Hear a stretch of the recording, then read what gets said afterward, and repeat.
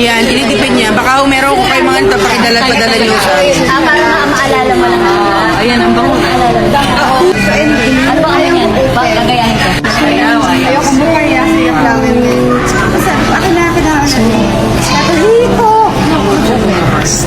Oh my God. Kinalibutan mo talaga. Biko!